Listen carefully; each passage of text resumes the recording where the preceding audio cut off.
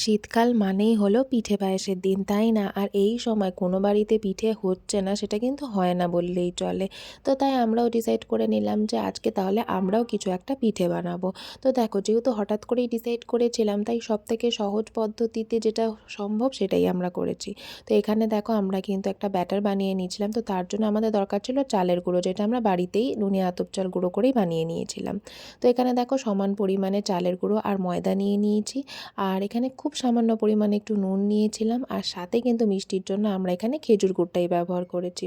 আর তারপরে দেখো, এখানে আমরা দিয়ে দিলাম দুধ। এবার এগুলো সব কিছু মিলিয়ে এরকম একটা ব্যাটার আমরা তৈরি করে নিচ্ছি। খুব বেশি থিকও হবে না, আবার খুব বেশি যে পাতলা সেটাও কিন্তু হবে না।